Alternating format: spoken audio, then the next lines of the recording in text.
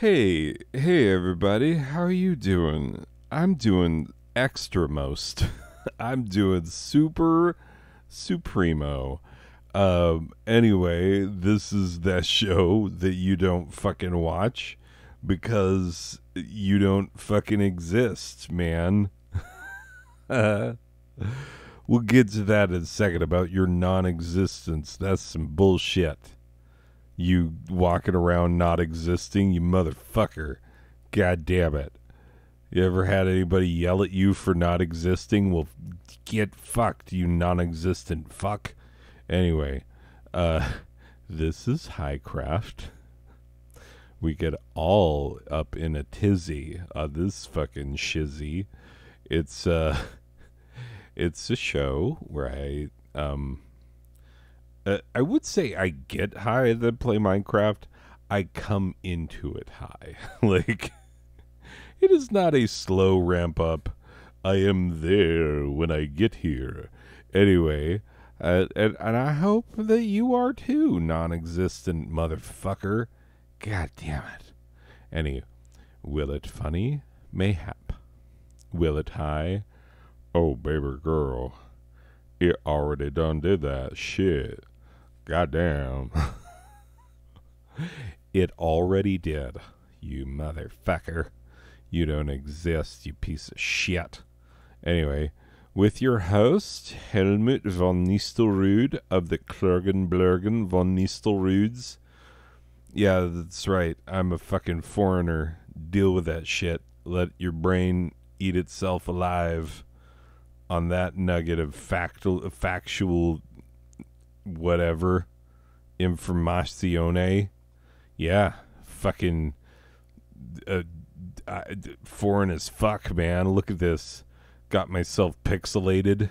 Everybody in Europe now goes out, gets fucking pixelated. Yeah, that's right. Like, if you're fucking fully rendered, then fuck, you look like an old person or somebody who doesn't know what the fuck is going on. So yeah, get just you Americans walking around not pixelated. Fuck you.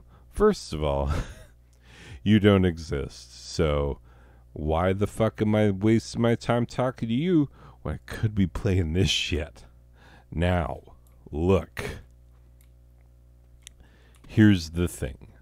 I'm sorry to inform you, my dear audience, that you do not exist. Look.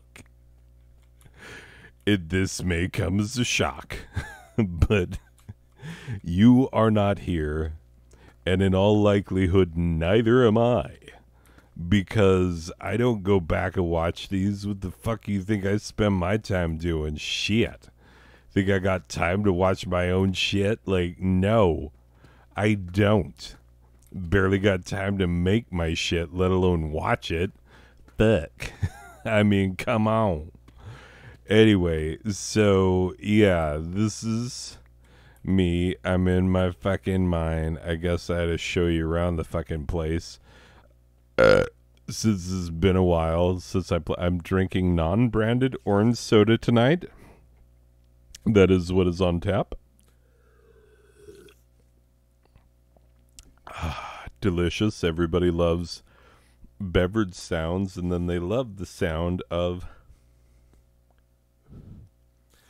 That is some Girl Scout cookie sativa.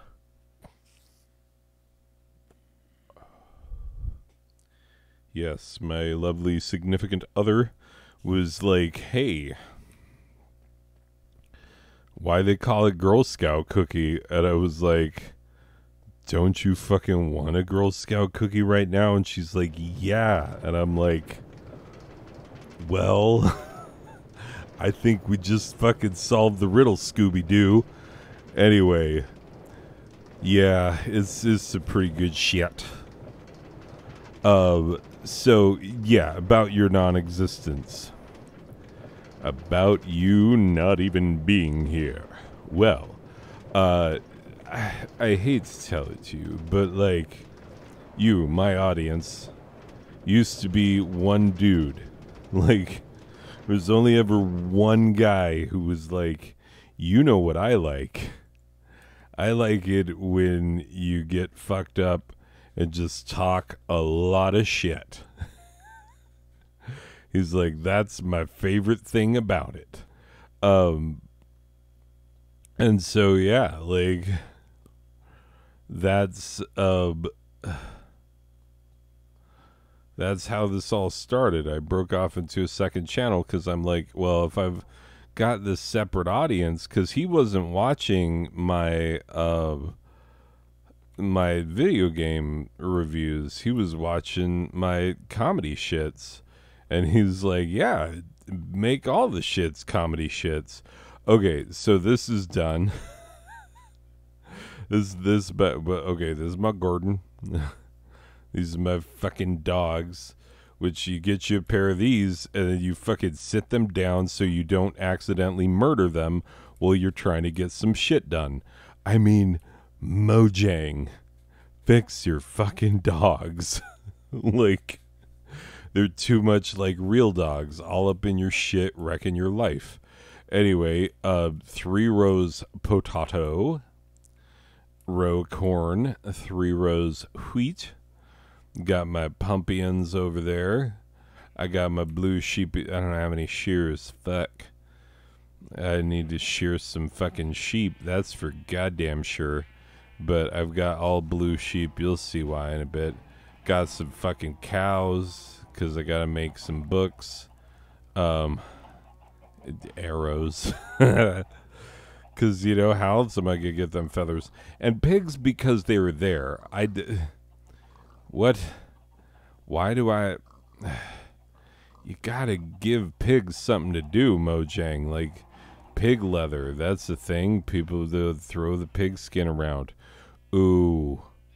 If we could play Minecraft soccer or football with a fucking pig skin, that'd be wicked sweet. Anyway, there's my watermelons, my beetroots. I did my beetroots like this because I didn't get the seeds until much later when the farmers in the village started actually farming.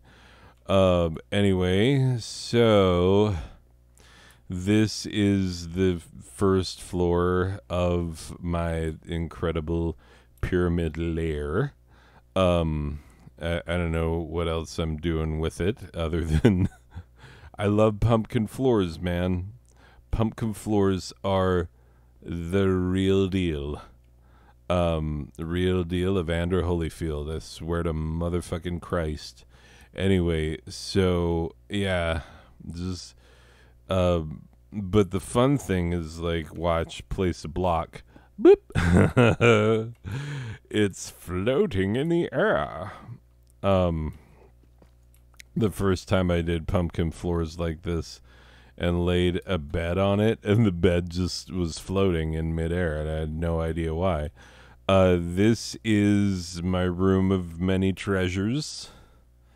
So, you know, I've done pretty well in the, you know, treasures trade. I've got more shits in my mind, like, you know, by the way, like, it takes a shitload of copper to make copper stairs, so, you know, anyway, yeah, so that's this area, and if we go up one more, then we find ourselves here, which is the enchanting room, and I just need some more of these shits, and this will be fully telefunken, my friend. It'll be fully charged up and ready to roll. Got a shit ton of lapis in there.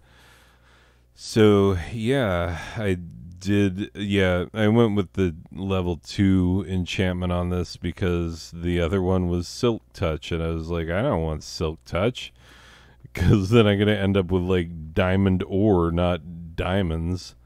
Anyway, so pretty cool. Anyway, also there's secrets inside my pyramid. I walked right past them multiple times. The more eagle-eyed of you would have spotted them right away. But yeah, like there are 3 hidden treasures or treasure chestesses within my pyramid. So if I ever, have other people on, which, like, why would other people be playing on my Minecraft? Because I'm such a lone fucking wolf the way that I do this. And this is, like, really close to spawn too, so, like, people coming in here would be like, oh, hey, look at all of this shit. Anyway, but yeah, so it's funny. I noticed the last time I was in here, like, I came in, cleared out all the crops, and then planted them all back again, and then went down in my mine and was, like, in the mine for a long ass time, and then came back out expecting, like, a full field of crops, and there was nothing. It was all just seeds still. I was like, what the fuck? And that's when I realized that my mine has gotten so motherfucking big that I'm too far from my crops for them to grow. Like, that's insanity. Anyway, so, yeah, we just gonna take this. I did the Ziggledy Zaggledy track because, like, I watched one of them videos where guys figure out what's the fastest way to travel horizontally in Minecraft. And they were like, yeah, everybody knows Ziggledy Zaggledy tracks are, like, twice as fast as non-Ziggledy tracks. And I'm like, what? Who figures this shit out? Like, I don't know what that's all about, man. So yeah, somebody did it. Like, somebody fucking nerded out enough to be like, I wonder, do all tracks straight and curvy travel at the same velocity? Like, somebody getting scientific hypotheses about fucking Minecraft physics. Come on, man. That's some nerdy ass shit. But you know what? I'm glad that people do it. Because I don't want to. 3 or 4. Because, like, that's the shit, man. Like, you make yourself indispensable in this world. Find out something that other people are like, yeah, I want to know that. And then you find, or have that, or do that. And you find a way to give it to them, you know? Like, that's what you do. Like,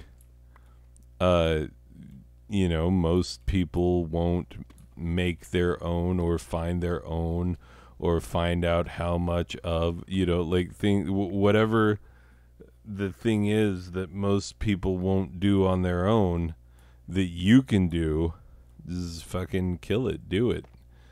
And there's money to be had in that.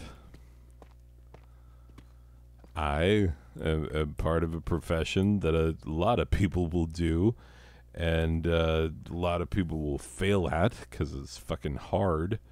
And a lot of people fucking look down on it, even though they couldn't fucking do it for a goddamn minute.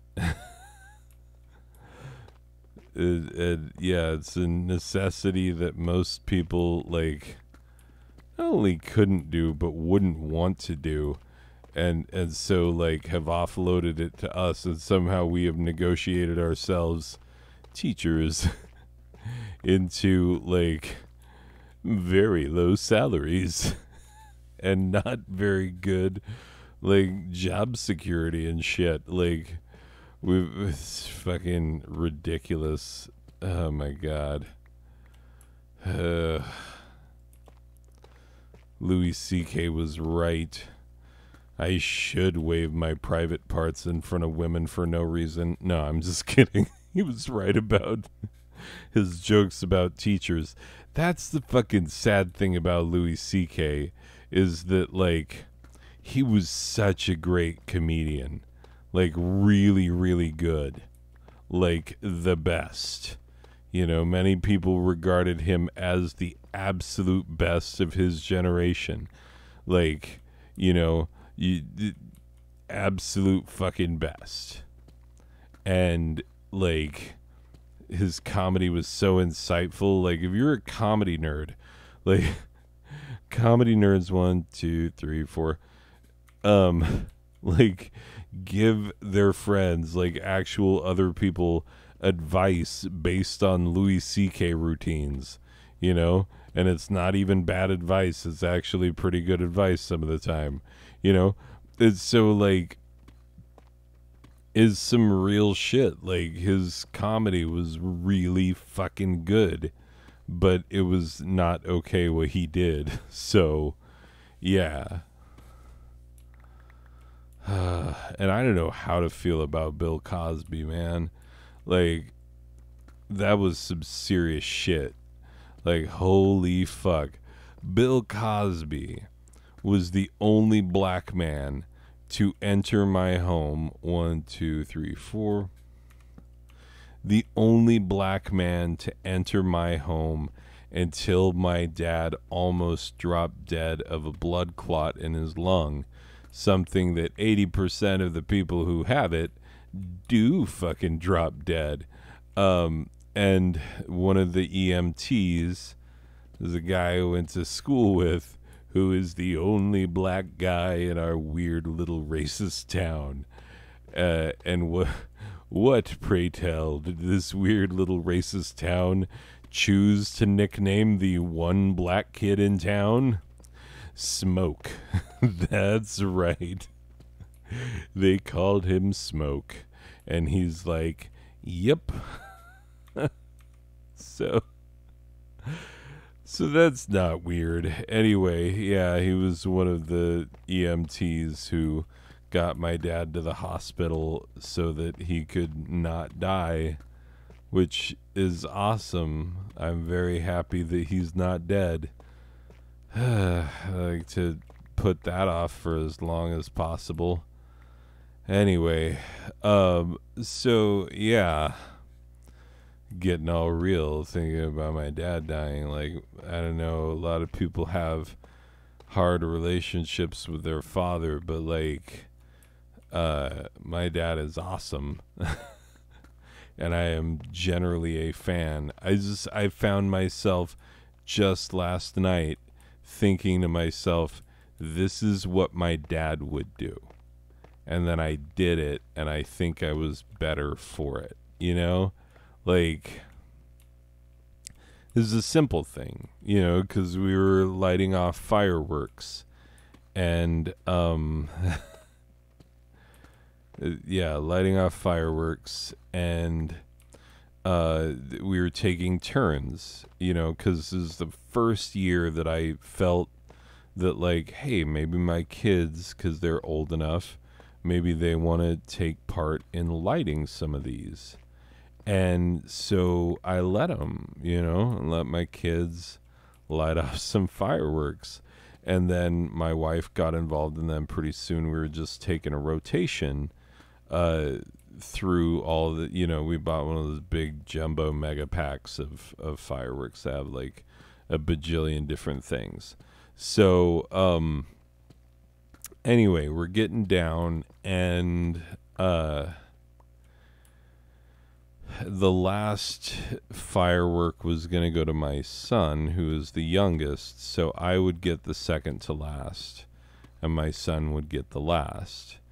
But I opted, I was like, no, I'm going to, you know, I'm going to let my daughter take the second to last, let my son take the last, and I'm going to try and take a picture of everybody from the other end of the driveway watching the fireworks going off.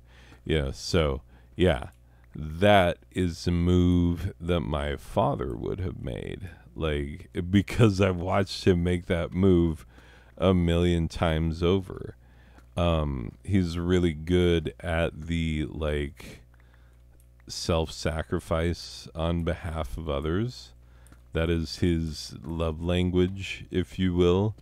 The whole love language thing, I mean, it's pretty real. I mean, people really do have different ways of showing it. Like, that is true. And you got to understand, like, with some people, especially men, who have a hard time saying it, like, sometimes you just got to read the fucking message that's hidden in the actions. Anyway, so, yeah. I did something like my dad, and so, like, that makes me think, like, hey, I might be all right, you know, I might be turning out pretty good after all. Because that was very much in doubt for a long time. Anyway, so, yeah, it is some crazy things. But yeah, so only black guy that got off on this thing about my dad, but like ultimately what I was talking about was Bill Cosby. Bill Cosby was the only black man regularly invited inside my home, you know, through his show. And we didn't actually know Bill Cosby, although if he did drop by, we would have all been like, holy shit, it's Bill Cosby. Like, get in here. We want to fucking, like, we just want to see you and experience you and just be like, holy cow, it's fucking Bill Cosby. Like, Bill Cosby was not only the only black man, he was by far the most popular entertainer that we knew of. I mean, we listened to his comedy albums. We watched his comedy specials. Like Bill Cosby himself, like we fucking wore that tape out, you know? And Cosby Show we watched religiously. I fucking hated it. Like, I would beg and plead with my mom because I had dishes on Thursday nights, and that's when Cosby Show would come on. And so I'd be like, start dinner early. Like, let's have this shit wrapped up well before Cosby Show comes on. You know I need that shit. And, yeah, like, fucking loved Cosby Show. Loved it. And, like, it was so good and clean and moral and, like, amazing. Like, it was a really great fucking show. And, like, I think Felicia Rashad was such a fucking, like, important figure. Like, I'd never seen a woman like that who was, like, kicking ass and taking names, you know, like, you know, a woman with a fucking brain and a career and aspirations of her own, but, like, you know, very sweet and kind and caring, but you do not fucking cross her and you do not underestimate her because she will fucking crush you if you do. You know, and so, like, I think a certain amount of my, you know, as a man, it's always weird when you're about to be like, because I am a feminist, you know, because, like, you know how people be about that shit. Like, there are guys who are, like, definitely actually feminists, and there are guys who are fucking doing it for show, and then there are guys who, like, would only say that about themselves to be an asshole, because they think feminism is a joke. So, yeah, you know, it's, as a man, it's like, I understand the perception is not great when you're like, I am a man and I am a feminist. God damn it. I think these ladies deserve some motherfucking rights. Now, who's for ratifying that ERA, huh? Let's get that shit done.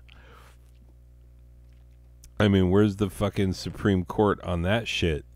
Like, they see in every other goddamn stupid case that, like, you know, basically they're giving Republicans what would be a Republican wet dream during the Reagan administration.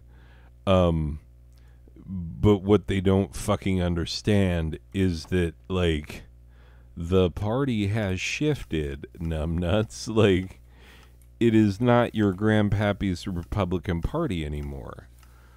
What they stand for now is, like, fucking, I don't know, fascism and shit. I mean, pretty much. I mean, I don't want to be an asshole about it, but, like, come on. Like, Trump's a fucking fascist. You support that guy, then you're into some fucking fascism. Don't, like, let's not make this a whole thing where I have to feel bad for calling fascism fascism, because it fucking is, man. Like, look, Umberto Eco, is it Eco or Echo? Oh, here's another thing that, like, really pisses me off, is that my garbage dispenser gets too far away. And so for a while there, I would just have overflowing shit in here, because it'd be the last thing that I do before I hop back on the rails and go down to the other end of the cave. And so, like, as it pretty much is right now. And so, like, I would come back and need to dump this much shit again, only this much is already in here. And then pretty soon I'm like, well, I guess I just have to stand here and watch it all click down. Fuck. So I need to build another incinerator farther down. Anyway, it's a real problem when your mine starts getting too big. I've made bigger mines than this, mind you. I've made them so large that you couldn't even see the back wall. So, yeah, this is a pretty big mine, but it's not my biggest. I have had bigger. Anyway, so let's, how we doing over here, Chachki? Anyway, oh, so yeah, the whole Bill Cosby thing, man, like, there are people who, like, Felicia Rashad was happy that he, like, Cosby's out. Like, it's easy to forget that shit, what with everything else that's going on, but, like, the dude is out. Like, he is out and about. Like, he is among us. He is not on the inside, he is on the outside. And so what does that mean for you and your holiday plans? Find out tonight at 6 p.m. Like, on your local fucked up hard lead in news. Anyway, but no, like, I don't know what to think about it. You know what I'm saying? Like, I don't know how to feel about Cosby, because, like, he immediately became a punchline, first of all, which, like, he wasn't a punchline at first. He wasn't a punchline. Like, I remember he was on fucking Jimmy Fallon, back when I used to tolerate that shit. But he was on Jimmy Fallon, like, fucking a short time. It seemed like a really short time before getting busted. And so, like, yeah, I just remember he was Oh, why am I wait, no, dummy. Come here. Let me teach you about logs. You put logs like that. There you go. I could break it down to sticks, but why? Why would I do such a thing? Anyway. Bye.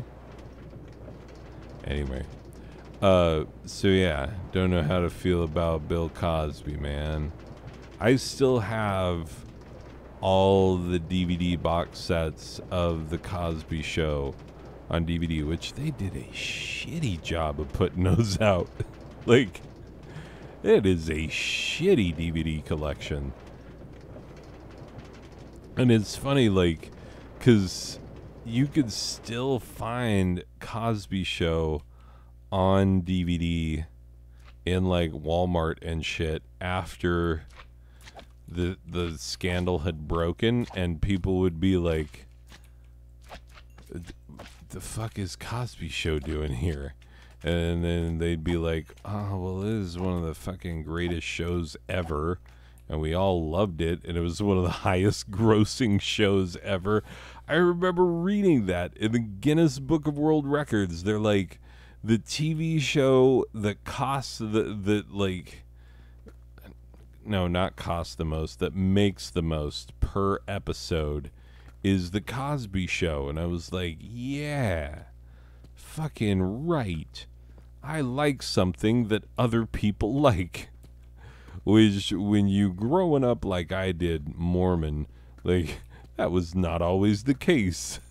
Because Mormons, like, there's a lot of shit that you cannot fucking get involved with, and so that makes you always 20 years behind the times.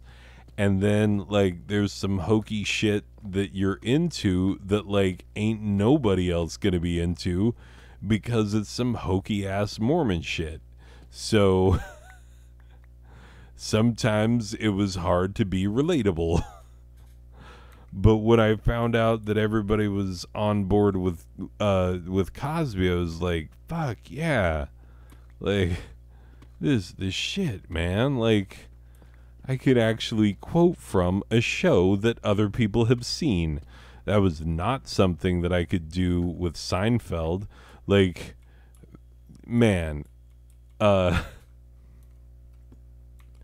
there's this girl in in high school on a speech and debate trip who, like, she was trying to flirt with me, and she was making a reference to Seinfeld, and I didn't get it, and then she had to explain it to me, and I still didn't get it, and then she's like, okay, cool, thanks, dude, bye.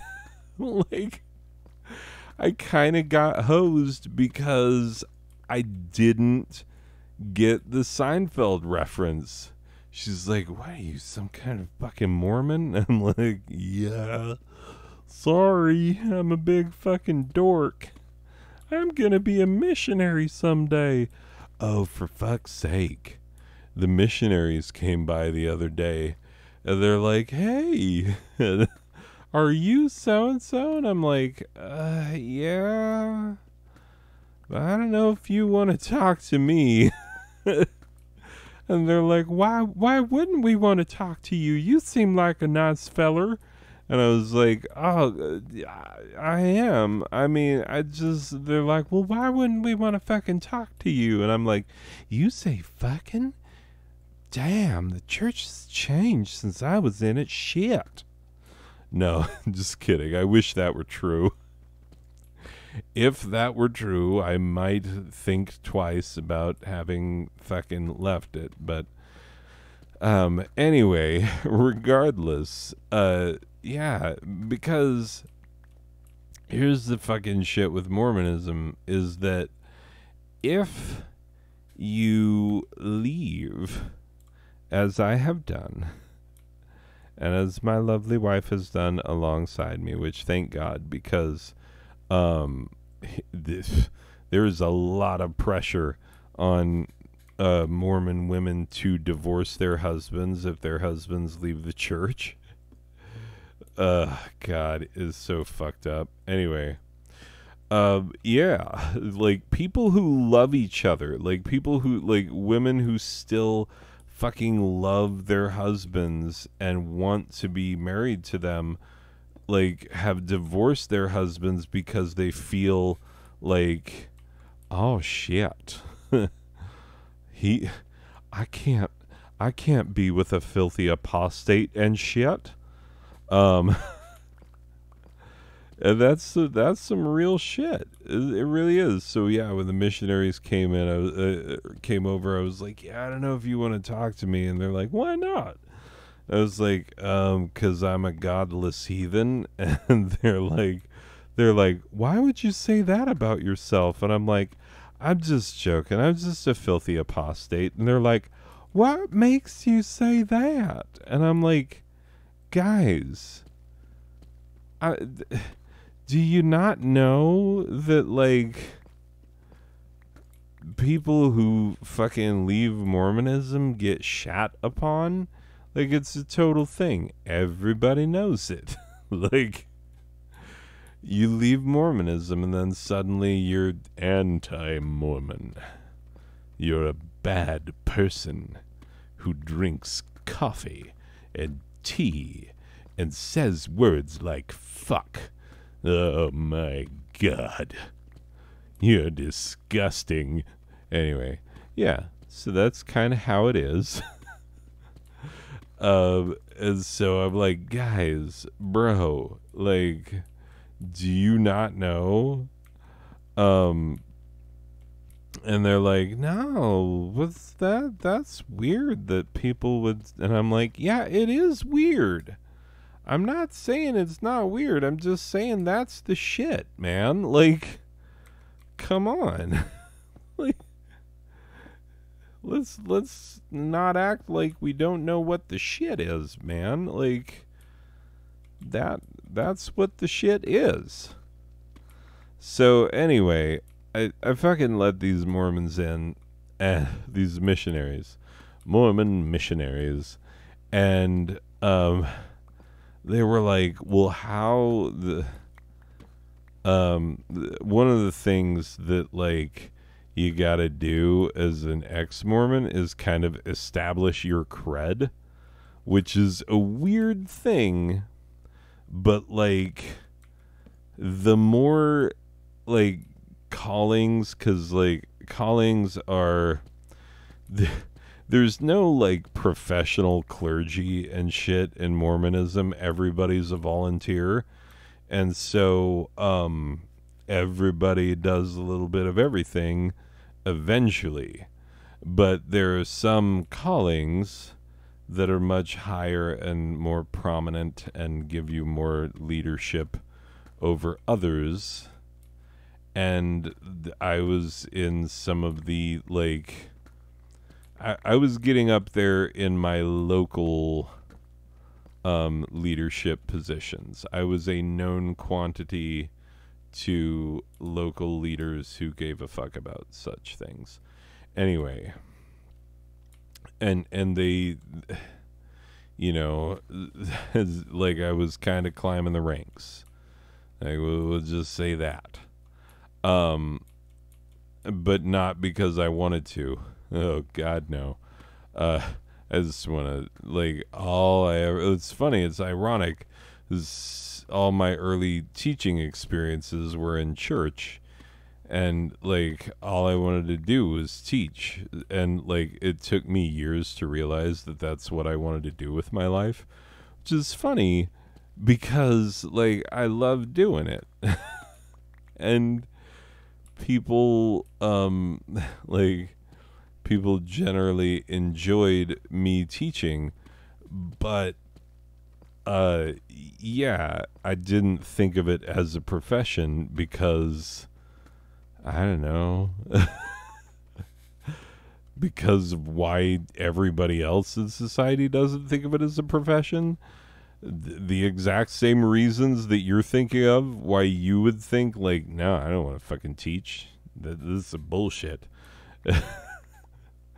Anyway, regardless, At a certain point, you got to stare yourself in the face and realize who you are. Um, and there are things in Mormonism that I'm very grateful for. They did me some fucking favors. Like, I would have never chosen to go to Cambodia by myself, and I would have not chosen to have learned that language just willy-nilly on my own. So the fact that I know it and can speak it, read it, write it, that is some incredible shit that I would not have chosen for myself. So that's pretty cool. That's pretty cool. Really, really much so. So yeah. Boop dope. Hold up, we gotta get some of this orange sody.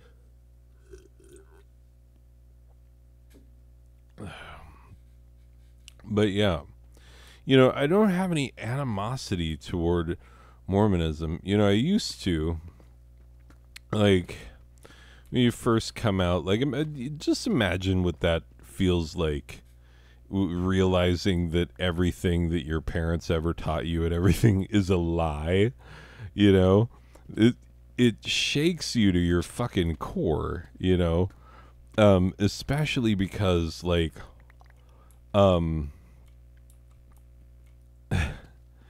people who find their way out of Mormonism, there are two crucial times to, like, get out. And when I say get out, I mean get out as someone who actually believes it, because there are two types of people who leave Mormonism. There are those who never fucking took it seriously, and then there are those who took it gravely seriously and then found out through, careful study that it's all a bunch of bullshit. So yeah, there's two times in life when that typically happens. One is in college, and the other is in your mid-30s. So yeah, I kind of missed out on the window for doing it in college because I was doing other stuff. I was, so yeah, like, by the way, like, when these Mormon missionaries came in, so I had to establish my cred with them. It's because they needed to know, like, how in were you? Because I was like, well, here's what you need to know. Because they were like, well, what were you, like a bishop or something? And I was like, no. And they're like, in the bishopric? And I was like, no, but I was the next thing to that. Like, I was, shit. I was ward clerk, and that means that, like, you have access to everybody's records. So, like, pretty well what's going on, like, with everything. So, yeah, that's some serious shit. So yeah, people who are ward clerks often later become bishops. Like, that's just a thing. And especially if you're a young guy that they put in as a clerk, like, you might be bishoping before too long. That's a thing. So, anyway, I always kind of expected that would be the path that I was on. Yeah. But then I got my master's degree in English and got all these, textual criticism skills and, like, critical thinking skills and all the kind of shit you need to be able to look at an obviously man-made religion like Mormonism and be like, oh shit, like, that's not even real. Like, God damn, I've been spending my whole life doing this shit. It is not even fucking worth anything.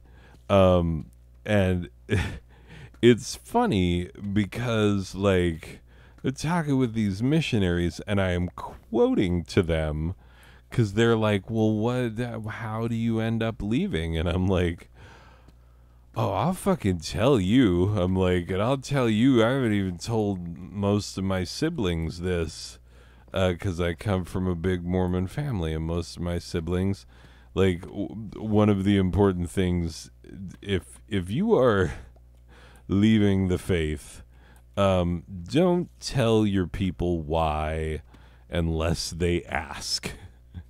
Because, and if they ask, you ask back, you be like, are you sure? And tell them that you might hurt their feelings with things that you say that, like, don't mean anything to you, but, like, are hurtfully bad in their eyes, you know? Because if you say things that are, like, basically blasphemous to them, they're going to be like, but we believe the same thing for so many years. Fuck. Anyway, people have a hard time.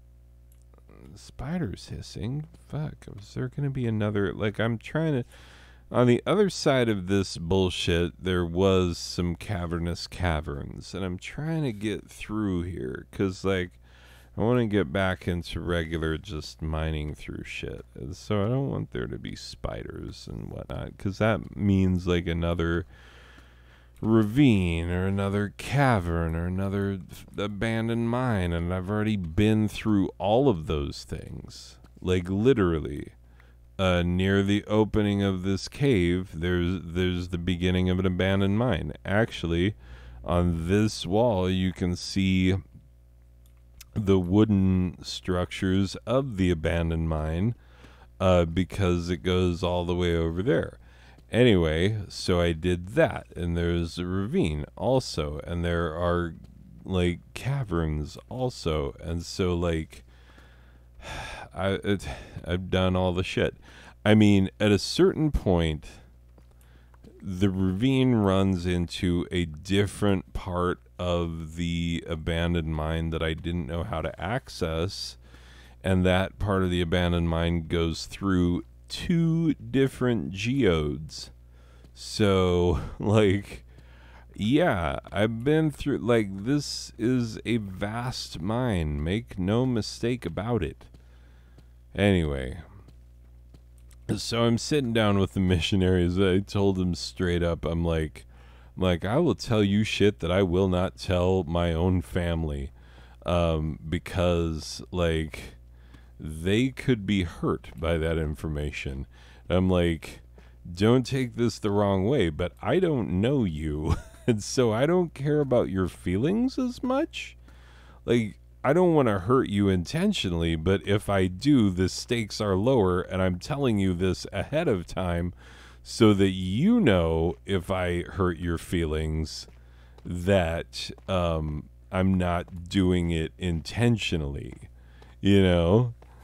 So, that I don't mean to, you know, because, yeah, there's shit that I could just say, you know, saying something like, Joseph Smith was a fraud and was, you know, fucking young girls half his age that he had taken in as kind of a ward, you know, that he had legal guardianship of. And he was fucking Fanny Alger, man. Look it up. It's in the fucking history. Anyway, so it's funny that, like, they're asking me reasons why I left, and I'm like, giving them the shit, like, telling them the actual reasons. And they didn't push back. They just sat there and listened, and I was like, well, this is nice, because this is some shit that I never get to talk with anyone about. And they were super fucking respectful and kind and, like, didn't like they asked me some questions and stuff, but it never felt like sometimes like I felt like at a certain point one of them asked, like, have you had any spiritual experiences since leaving Mormonism? And I was like, well, here's the thing about that is that, like, no.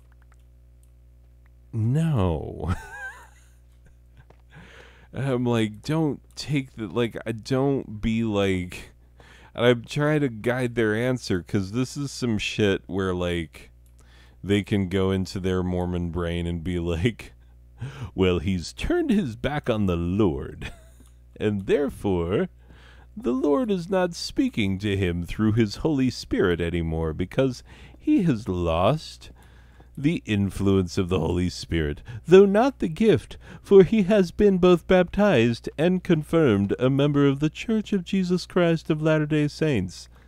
Anyway, so yeah, like,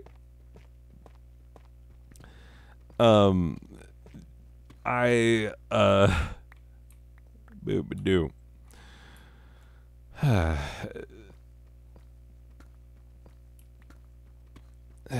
It is weird, man. It's weird dipping back into that part of my life, because, like, there's a lot of shit that I know. Like, there's a lot of shit that I know. That, like, who gives a fuck?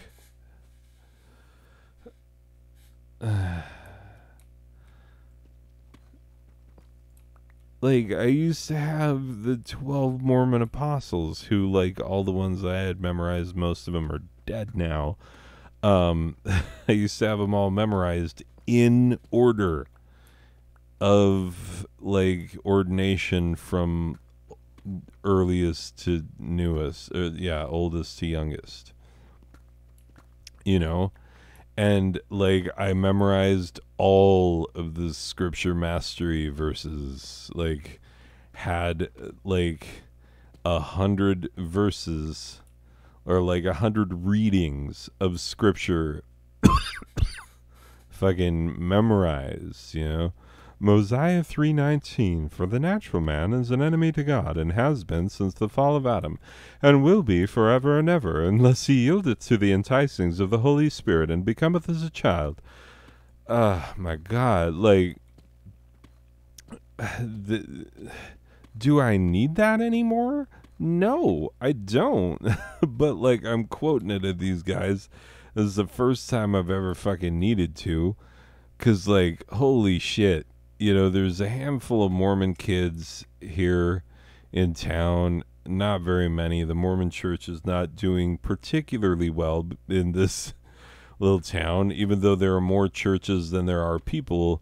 The Mormons are late in getting here because, any town that is not founded by Mormons is not predominantly Mormon. That's just the way it is.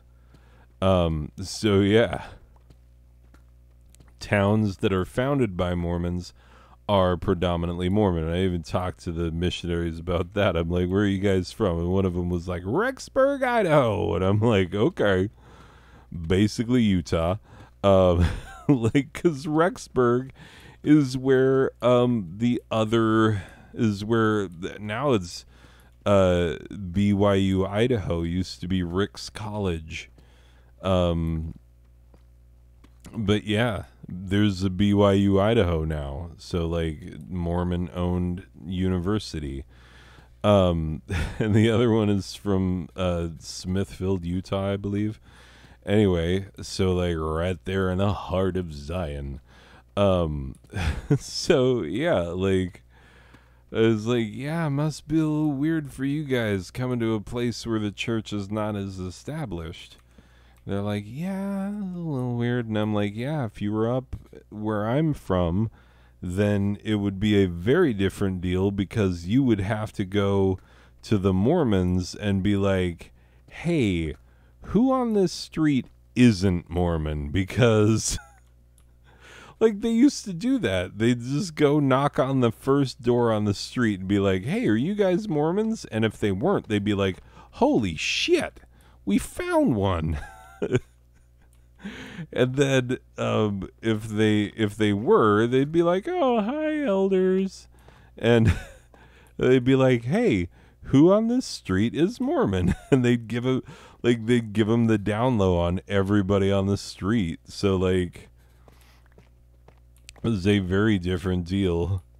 Because yeah, they're here. Like, there is a Mormon corridor where if Brigham Young sent your ancestors to that area, then you still got family there. Like, it's, you know, they've kept those places. They've kept them very, like, there's a certain amount of, like, isolationism in Mormonism. Thanks, Brigham Young. But yeah, that persists to this very day. Anyway, regardless. So yeah, I got a really nice talk with the missionaries, and they're like, hey, can we come back? And I'm like, why not? Why would I not have you back over? Because I said things that would make my family fucking run screaming, like, cry heretic and shit. And they're just like two bright-eyed, eager 20-year-old young men who are just like, we want to hear more of your stories. I'm like, all right, goddamn. Like, I fucking tell you. I couldn't believe it. One of them had not heard of the like, I don't think either of them had heard of the Rosetta Stone. And I didn't think 1, 2, 3, 4. I didn't think that was fucking possible, given that, like, there's a very popular language learning series called Rosetta Stone. I mean, it's a known thing. Anyway, I'll tell you this story real quick of how I learned to not be a Mormon anymore. Just because you want story time before bed. Okay. Is that the same fucking chicken? I hatched a chick down here because it's hilarious to make cave chickens, because they're in a cave. They don't fucking belong. I don't know. Do I have to explain why cave chickens is funny? Oh, see there, you can see the, yeah. This is plenty of room to have had, you know, caves and, abandoned mines and ravines and geodes and, like, just about everything else you can fucking imagine. Anyway. Oh, see, it should have dispensed all of this shit long ago, but it has not. And so now we're just gonna be here for a while. I need to build another incinerator, but I am not going to do it right now, because I'm not going to try and do that and tell the story of me leaving Mormonism. But this is going to be a crash course. If any of you are Mormon, you buckle up, because you're going to learn some shit. Anyway, so in Mormonism, there are many additional books of scripture revealed to the world through the Lord's prophet, Joseph Smith. And, you know, everybody knows the Book of Mormon, for which Mormons are named. That's, like, everybody fucking knows that. And The other thing is that they have a thing called the Doctrine and Covenants. Doctrine and Covenants are specific revelations given to Joseph Smith as God spoke to man, spoke to his prophet in our latter days. God revealed his true word to his one and only modern prophet, the only one who holds all the keys to the salvation of mankind. Anyway, so he revealed to Joseph Smith that, surprisingly, God revealed to man that he's mad at Joseph Smith's friends for some petty bullshit. Like, that is a significant, and like, he's solving marriage disputes. Like, let not my handmaiden Emma be mad that Joseph is knocking other pussies. Like, for I have commanded him that thing, and if she is not okay with that, I will cut her off, saith the Lord. There's basically a verse of scripture in the Doctrine and Covenants that goes about like that. It's pretty fucking great. Is like one of the greatest books of scripture that ever the Lord did give unto man. Anyway, and then after the Doctrine and Covenants, the other sacred text of Mormonism is the Pearl of Great Price, which almost nobody fucking reads, except for like people will read this thing called the Book of Abraham. Now, there are two books in there. One is the Book of Moses. And the Book of Moses was revealed to Joseph Smith just out of thin air. You know how, like, the Pentateuch, the first 5 books of the Bible, were supposed to have been written by Moses, except that they weren't written by Moses. He couldn't possibly have written them because of, technical things like the books of Moses contain details about the death of Moses and then events that happened following the death of Moses. And it doesn't say it like, oh, and then Moses revealed to the Lord the things that would happen after his death, and they are the following. It was just like, and then Moses died, and here's some shit. It's pseudepigraphal. And pseudepigrapha, do not be afraid of big words. Pseudepigrapha, all it means is that somebody else was writing under the name Moses. Like, okay, I'm about to burst your bubble if you read shit books.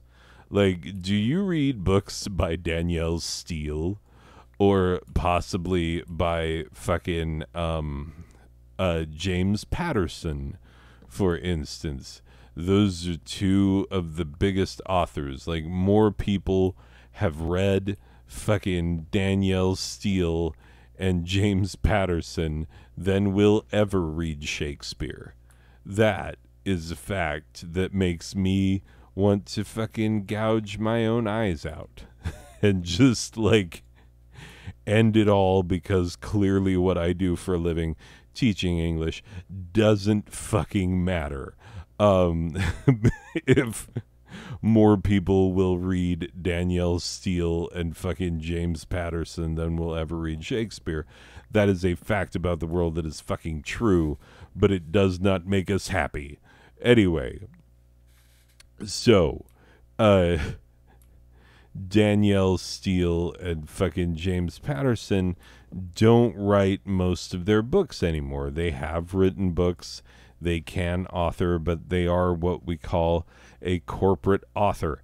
And so what that means is that other people will be like, oh, here's a book that I wrote, and I can't get it published under my own name because who the fuck knows who I am.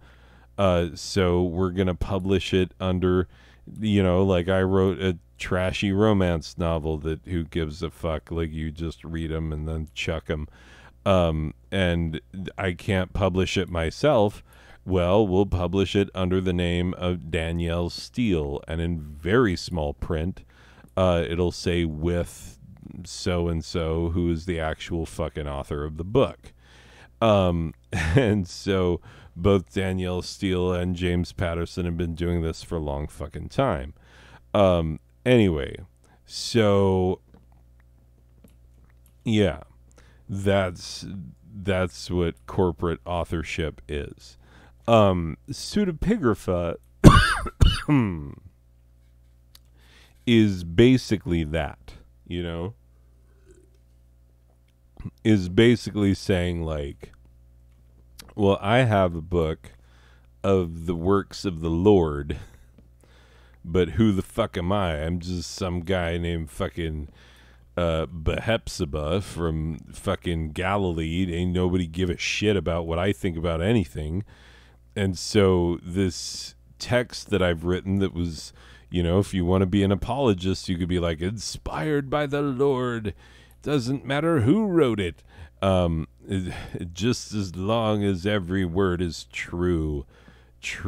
And if English was good enough for Jesus, it's good enough for me. Anyway, so yeah, this good shit. So fucking boom, there we go. La da. Pseudepigrapha, Books of Moses. Yeah, so Joseph Smith was doing this thing called the JST, the Joseph Smith translation of the Bible. And he received the Book of Moses as a text, like as a whole text with no translation basis. Like here's where the holy books of Mormonism come from. Like, yes, they believe in the Bible. Bible is man-made construct. All of it was written way after it was said to have been written by people other than those who are said to have written it. And this is true for a lot of things. I mean, there's like Deutero-Isaiah, which is not actually written by Isaiah. There's, bunch of, the books of Moses that are not actually written by Moses. Is Matthew, Mark, Luke, and John, who are not, which are not actually written by Matthew, Mark, Luke, and John. All the things. Many of the epistles of Paul, which are the basis for like evangelicalism, were a lot of them are pseudepigraphal. Some of them are like outright forgeries that are like, no, I swear this is really Paul writing to the Thessalonians and shit. Anyway, so yeah, bop beep boo it a bop. So that's where the Bible comes from. Is mostly not where it says it's coming from. So it's definitely a trustworthy book that you should get all your morality from, because it says that young women who are raped, the punishment for the man who raped them is that they have to marry the girl they raped. Oh, and what's worse, they can't divorce her. Oh no, I can't divorce that girl I raped. Like, what? It sounds like a fucking rapist's dream. Honest to God. Like, morality. You're a silly goose. Anyway, so let's plant some saplings and then get back the fuck underground.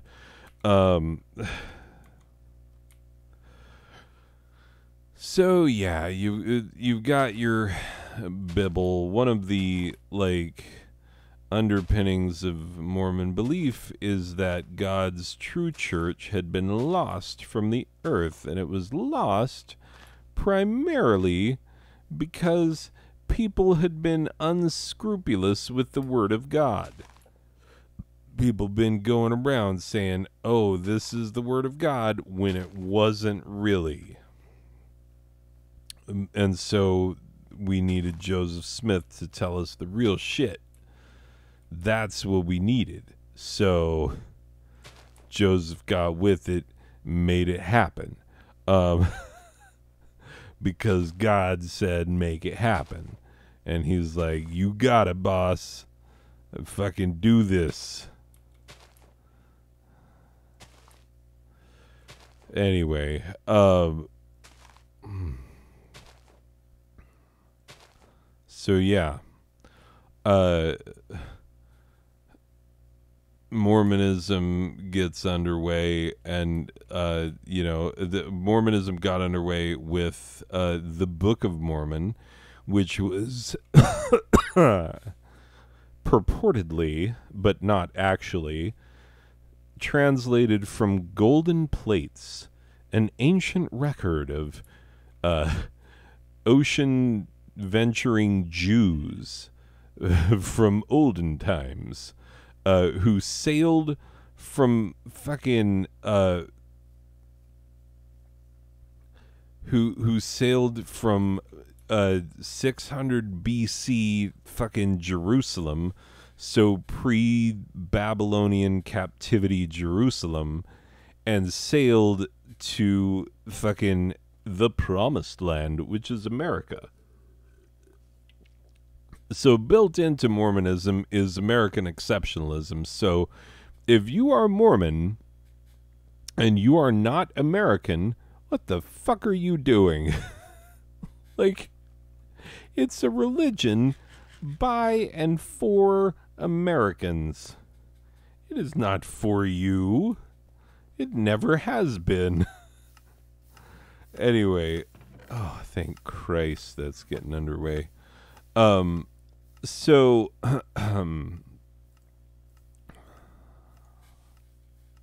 there we go. Yeah. I'll go to sleep here. So the golden plates, Joseph Smith said they were written in Reformed Egyptian, a language that had been lost. So these 600 BC fucking Hebrews, like Hebrew type Jewish peoples, traveled to America, split up into two groups, one of which remained very Jewish, and the other of which became Native Americans, like you do. And this wasn't even unique to Mormonism. Like, this was a popular belief in the 19th century because, like, you know how Ancient Aliens is the most racist show on television? Because they're like, what? You mean to tell me that these pyramids in Egypt were built by the same motherfucking brown people who live here in Egypt today? That they were built by the ancestors of these fucking savages? Fuck no. Like, okay, that is not me calling them savages, by the way.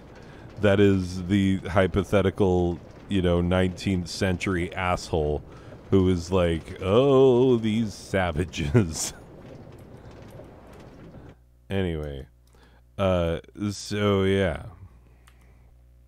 I, for the record, do not think that they were savages. Anyway, so, they spoke Reformed Egyptian like you do that was their written language because it was more concise. There are a number of linguistic issues with this, and we don't have time to delve into all of the bullshits and why it's bullshit, but it is.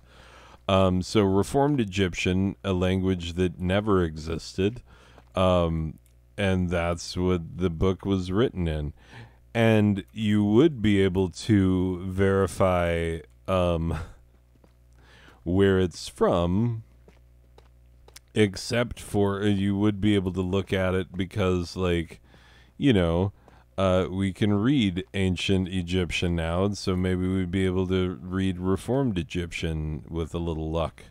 But no, sadly, the golden plates upon which the Book of Mormon was written was fucking taken back up to heaven by the angel who showed Joseph Smith where it was.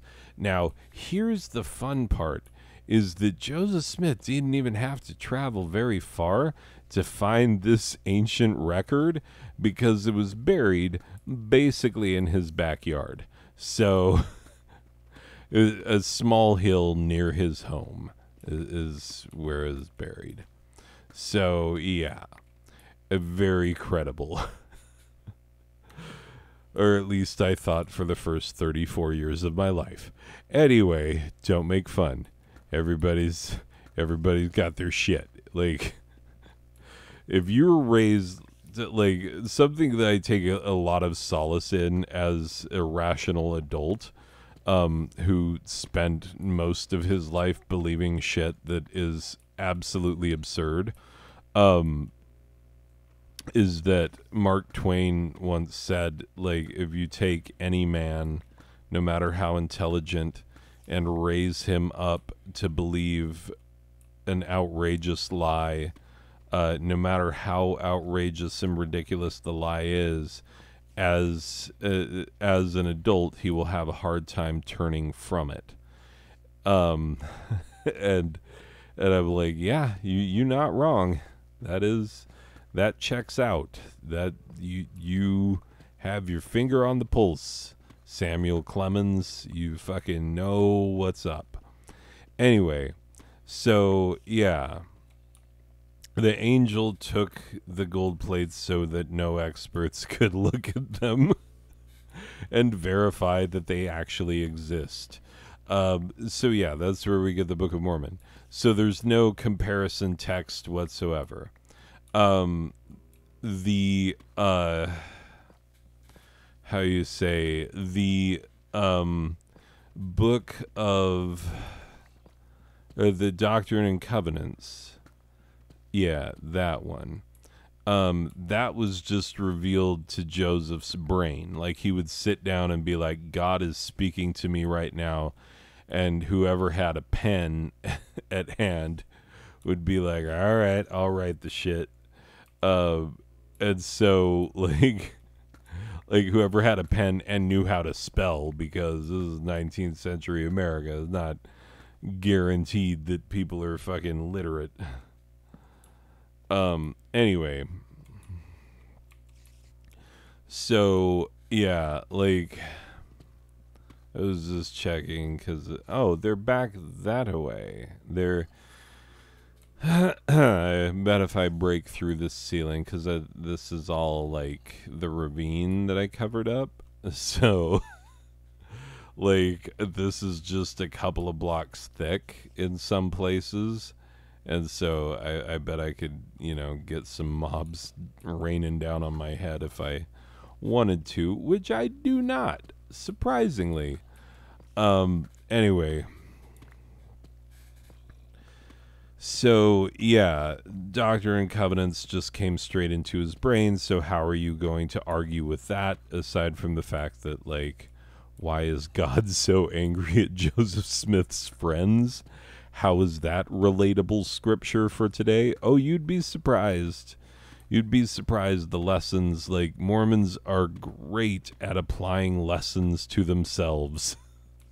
At being like, well, this is like when Ezekiel in the scriptures. Like, they are the best at it. I don't know of another Christian sect that is as good at being like, no, this is actually all about me, as Mormonism. Anyway, there are scriptures in Mormonism about doing that, so, like, it's baked into the system. Anyway, so yeah, just an utter delight is this religion of ours. So yeah, the you can't really say boo about the Doctrine and Covenants, because, like, if he received it as a revelation to his mind, then like you don't really have an argument against that other than to say that's fucking absurd. Anyway, and then you get into the Pearl of Great Price, which is like the Book of Moses he received when he was doing the Joseph Smith translation of the Bible. He received an extra Book of Moses. And so the Book of Moses in the Pearl of Great Price is that book. Now, here's the funny thing, is that did Joseph Smith translate the entire Bible? Yeah, he totally did. Like, but what do I mean when I say translate? I mean he sat down with his fucking edition of the Bible and then like made the changes that he wanted in the Bible so that it matched up better with his crazy other shit that he was pushing at the time. He's like, this is what God really meant, and it's because of those unscrupulous scribes that we lost it. Anyway, the funny thing is that the mainstream Mormon church, there are multiple break-off sects and whatnot. They, yeah, the other break-off sects, they have the actual full Joseph Smith translation of the Bible. Like, I have a copy of it in my house right now on a bookshelf in my bedroom.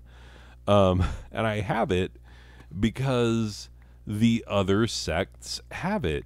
Because when Joseph Smith died, a lot of his shit went with his widow, and she did not stay with what then became the mainstream church because Brigham Young is an asshole. I mean, as one reason, he was a total asshole. Like, there are no two ways about it. Brigham Young was an asshole.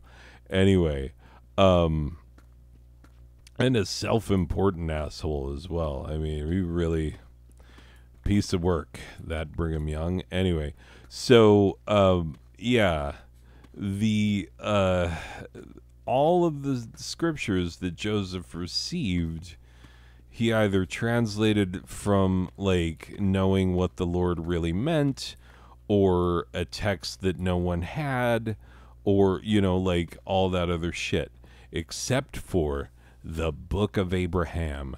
The Book of Abraham in the Pearl of Great Price. And I always thought it was fucking magical because, like, in the Pearl of Great Price is a hydrocephalus. This Egyptian hieroglyphic circle thing. And it looks fucking awesome. And you're like, oh, goddamn, this is some ancient ass shit. Some real shit. Like, you see this shit in the museum. So, like, this is fucking real as whatever you see in a museum, you know? And so, like, it gives, yeah, see, there's the up there of the, like, this is the area where there's going to be fucking actually over on the other side, because there's this that runs all the way through. Anyway, regardless, so yeah, the Book of Abraham, here's the fun thing about that. So, there were some mummies traveling around in the early days of the Mormon Church. I believe it was when they were in Nauvoo, Illinois. They founded the city of Nauvoo. Anyway, which at a certain time, all the Mormons gathered there because they kept getting run out of every other place they went to because they have a habit of being like, the Lord has given us this land. and it wasn't Native Americans living there. Like, eventually they would go to a land where there were Native Americans living there, and they were like, the Lord has given us this land. And the natives were like, oh, Christ, here we go again. But like, Yeah, the original few resting places of Mormons were they were run out of because like they approached the fucking people who already lived there, white people, with such arrogance that they were like, "Fuck you guys, get out." And because it was the 1900s, they would do that shit with guns and whatnot. But don't think the Mormons didn't have guns of their own, because they did. They cover up that shit in Mormon history when they're teaching it in church, but they absolutely had guns. You can't call it the Mormon War, which was an actual thing, um, if there weren't guns involved. And there were. Anyway, I mean, not a ton of people died, but people died. And, shit happened. Anyway, regardless. But, yeah, during the Nauvoo period, was it in Nauvoo or was it in Kirtland? I don't fucking know. Anyway, so, Joseph Smith, this traveling mummy exhibit comes through. And this guy had already been all around, and he kind of made his money off of the mummy that he was going to make. And so he was getting ready to, dump it and then go back to wherever was home for him. And so Joseph Smith is like, oh my God, we got to buy this fucking mummy. And so they raised a lot of fucking money, like a shit ton of money, from relatively poor people giving, more tithes and offerings than any sane person should ever give. But they did it, and Joseph Smith bought the mummy and the papyrus that came with it. And the papyrus is what was of particular importance, because he's like, oh my God, is the Book of Abraham on this papyrus? Now, at the time when Joseph Smith purchased the papyrus, Egyptian was a mystery, because, modern Egyptian bore no resemblance to ancient Egyptian, and certainly not enough for people to be able to read it. I mean, that's not uncommon. It seems weird to us in America, but go look at what Old English looked like, and realize that, you can go back far enough in English history to where you wouldn't even be able to fucking talk with people. A lot of people have a hard time reading Chaucer, and relatively speaking, that's not that early for English texts. I mean, it's reasonably early for that kind of a text, but it's not it's not fucking Beowulf. Anyway, so yeah, that's just, understand that the language had changed over time, as languages do. And so the Egyptians couldn't read it, because they hadn't kept up that kind of scholarship, because it didn't seem fucking necessary. For whatever reason, cultures change and move on. But all of a sudden, the Napoleonic Wars gave rise to this interest in Egypt, and Egyptology as a field was born out of that time period, because the Napoleonic Wars... hold up. It's getting hot as fucking balls in here. Oh, I'm going to wrap it up soon.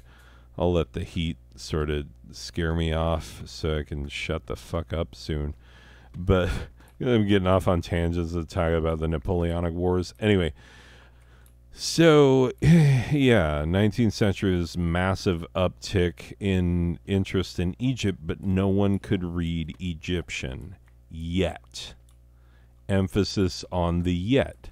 So Joseph Smith translates what he says is the Book of Abraham and includes fucking pictures, facsimiles of the actual motherfucking papyrus that he translated it from. Now, when Joseph Smith died, the papyrus, because they were his property, not the church's property, and there was a whole fucking big old property battle about like what was his and what was the church's, because he absolutely skimmed off the top. Like, he gave himself the sweetest plots of land, like the best. Like, you could actually make some serious money being into Mormonism early.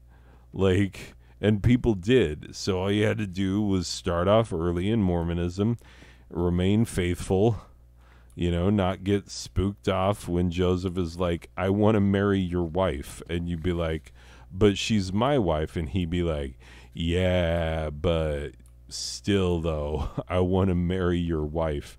That's a thing that happened. It's part of Mormon history. They don't want to talk about it, but it fucking happened.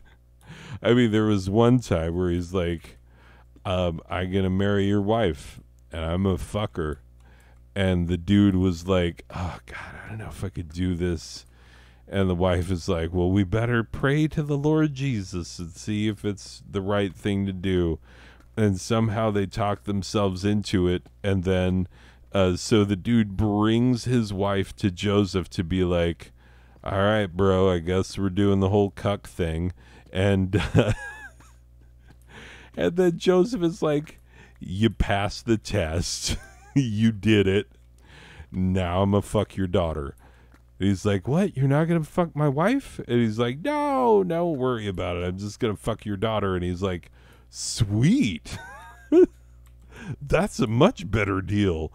Oh, my God. Like, Mormon history is a fucking great thing.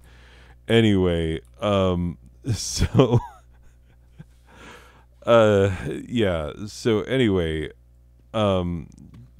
Joseph Smith had a lot of property, and his widow got a lot of that property. And then she later remarried a guy who actually treated her nicely, because Joseph was like, read the fucking Doctrine and Covenants.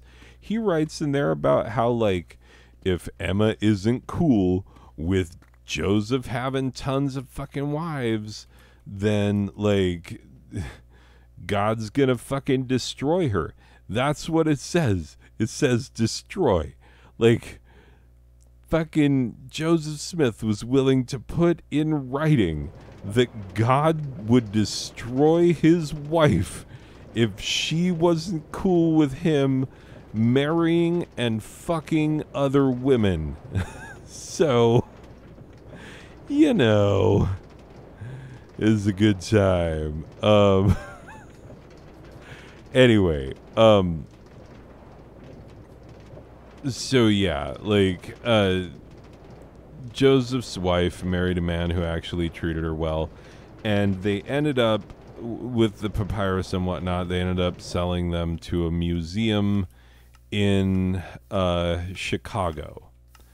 And that was all fine and good. That was all hunky-dory until the museum burned to the ground. And everybody thought, oh, shit. The papyrus is lost forever. Everybody thought that the original text, the original papyrus that Joseph Smith translated the Book of Abraham from, was gone forever. Now, in the meantime, the Rosetta Stone was found. And I was telling all this shit to the missionaries, and they're like, what? I've never heard any of this shit. And I'm like, yeah, no doy. Like, this is shit that you leave the church over because you realize that they've been hiding this forever. So, anyway, Joseph, like, had translated what he said was the Book of Abraham from the papyrus, and included in it actual pictures from, you know, actual facsimiles of shit from the papyrus. And modern Egyptologists looking at it would tell you, like, oh, that's part of the Book of Breathings, which is a common funerary text. You know, you pack it in with the mummy because it's, you know, it is what you do. Like, Egyptians would pack certain things with mummies, and this, like, basically is as common as finding, like, fucking cloth wrappings. You know what I'm saying? Like, it's the most common thing to find in an Egyptian sarcophagus, aside from the mummy itself, is a copy of the Book of Breathings. And so it's this absolutely dog common funerary text.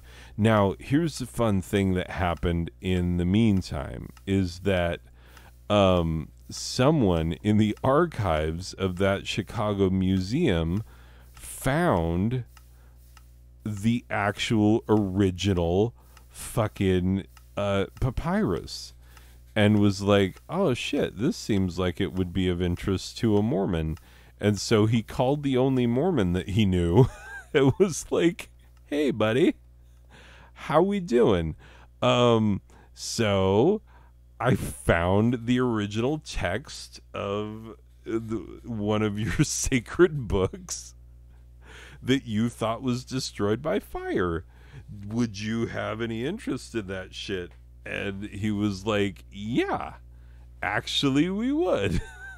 And so the church bought them back. And so now they have them, and they belong to Mormons forever. Now the church did not make a big deal about it, because in the intervening years, there was a little thing called the Rosetta Stone that was found in the Napoleonic Wars. A French soldier found this stone, the big ass circular stone that had writing in Greek and Latin and Egyptian. And we can read Greek and Latin. And so, like, all of a sudden, we were able to reverse engineer ancient Egyptian from languages that we already fucking knew. So, yeah. Kitty coming after my drink. You're a good kitty and a cute kitty, but you can't have my drink. So yeah, in the intervening years, something that Joseph Smith could not, as a prophet of God, allegedly, could not foresee. And that is that we would ever be able to read ancient Egyptian. And as a matter of fact, we did. And what did we find when we could read ancient Egyptian? Well, I'm sorry to say, Joseph, we found that your quote-unquote translation bears no similarity whatsoever to the text that it came from. So I'm afraid that you are a fraud and a charlatan. Like, you got caught, Gold Bible Joe. Like, sorry, dude, but you got caught. Because, like, it's the only text that he claimed to have translated that we have the original text from, and there's no similarity whatsoever. And for fucking ever, it's one of those things where you're mad at yourself because you didn't put it together. Except for, you're mad at yourself because you didn't put it together over something that controlled your entire life for 30 fucking 4 fucking years. That was the bedrock of your fucking life for 34 years. And now all of a sudden you're like, oh, so it was all bullshit? Okay, I'm just gonna be over here puking into my own hat. Like, is a tough pill to swallow. As a matter of fact, most people will refuse to swallow it. Even when given the proof, they'll be like, no, I just choose to believe because I have to, and I'm holding on so strong. You know? Oh my god. So yeah, when I learned about that, that was the first moment. That was the beginning of my road out. And then I did a lot of reading. And it's funny because the missionaries were like, "Were you still reading the scriptures and praying and shit?" I was like, "Oh yeah, more than ever." Because we were afraid. We were like, I don't want to go down the wrong path. So, like, praying extra hard, you know, but also, like, realizing, oh shit, like, this shit is not real. We got bamboozled on some bullshit. But it's not our fault because we were raised that way. And our parents were raised that way. And their parents were raised that way. You know? And their parents fucking chose that. So we're living in the consequences of somebody else's fucking choice. You know?